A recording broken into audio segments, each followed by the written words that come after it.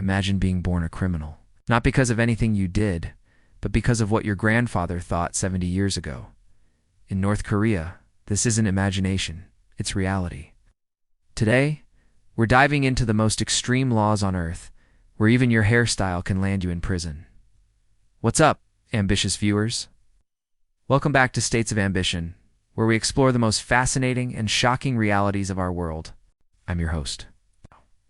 And today we uncovering the unbelievable laws that govern 25 million people in one of the world's most secretive nations. Hit that subscribe button because you won't believe what we're about to reveal. Let's start with some context. Until 1945, Japan controlled Korea for 35 brutal years. But when World War II ended, Korea's story took an even darker turn. The peninsula was split in two.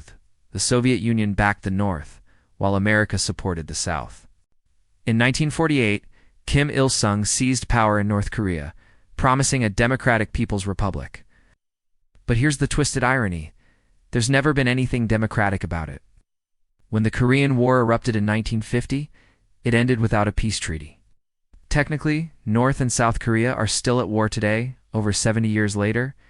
Since then, one family has ruled with an iron fist, Kim Il-sung, then his son Kim Jong-il, and now his grandson Kim Jong-un. 3 generations of absolute power maintained through laws so extreme they defy belief. But why such harsh control? The answer is simple: fear. The regime knows that if people see the outside world, if they taste freedom, the entire system collapses overnight. Let's talk about some laws that sound like dystopian fiction, but are terrifyingly real. First up, your appearance is a crime. In 2024, North Korea banned sunglasses and wedding dresses. Your hairstyle? The government approves only a handful of official cuts. Jeans, dyed hair, flashy clothes all banned because they represent foreign influence. Even hot dogs are considered too American.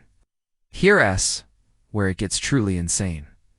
Watching a South Korean drama or Hollywood movie isn't just illegal, it's punishable by years in labor camps. They call it ideological contamination. Imagine going to prison for watching Netflix. Travel within your own country requires government permits. Want to visit the next city over? Better ask permission first. And forget about leaving the country, only the elite get passports. For ordinary citizens, the border might as well be on Mars. But perhaps the most chilling law of all, you can be punished for crimes you have uncommitted yet. The regime punishes people for their thoughts, their potential to commit crimes, even their dreams of freedom. Every neighborhood has government spies watching residents. Your neighbor could be reporting on you. Your coworker might be documenting your conversations. Even your family members could turn you in to prove their loyalty. Citizens must attend weekly self-criticism sessions. Public confessions where people admit mistakes like not praising the leader enough or showing interest in foreign culture. Others then criticize them, and they must apologize for their failures. The internet? Forget about it. North Koreans have access to a closed network controlled entirely by the state. Every click, every search, every conversation is monitored. Phone calls abroad are illegal without permission. TV and radio broadcast only state propaganda. Television sets are literally locked to government channels. Even if you somehow got a foreign TV, it would be modified to prevent receiving outside broadcasts. The government wants complete control over what enters your mind. Now here's where North Korea gets truly medieval. The Songbun system. This is a social classification that determines your entire life based on your family's history, going back generations. At the top are the loyal class descendants of those who supported Kim Il-sung's revolution. They get the best jobs, houses in the capital, Pyongyang, even cars. Think of them as North Korean royalty. The middle wavering class gets basic rights but limited opportunities. They're the majority, stuck in a life of mediocrity by design. At the bottom are the hostile class people whose ancestors practiced religion, had ties to South Korea, or opposed the regime in any way. They're treated as enemies of the state, forced into hard labor, given the worst jobs, and live in constant surveillance.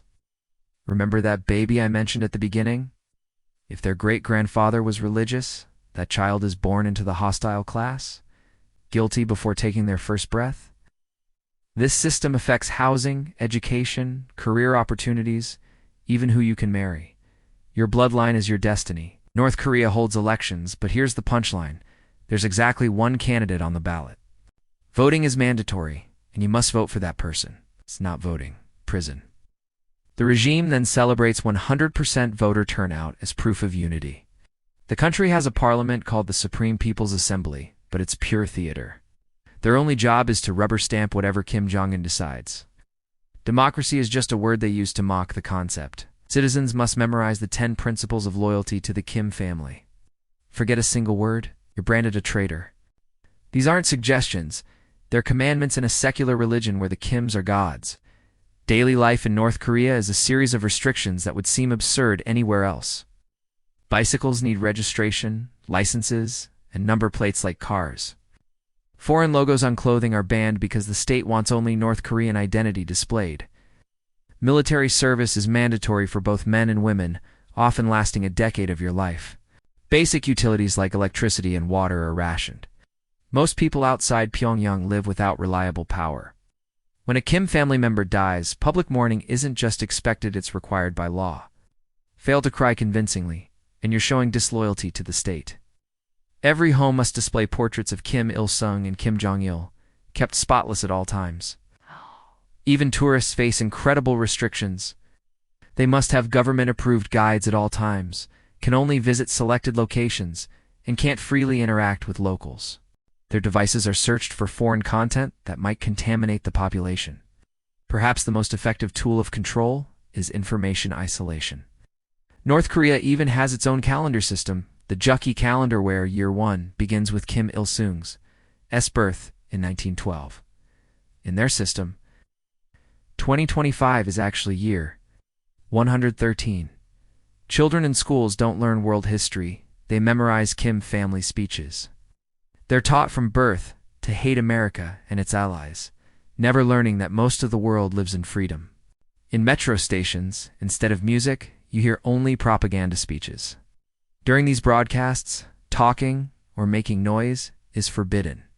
Imagine commuting in complete silence while being force-fed political messages. You might wonder, how do we know all this about such a secretive country? The truth comes from brave defectors who escaped after 1953, satellite monitoring that shows the country's isolation, and smuggled videos that reveal daily life. Wow.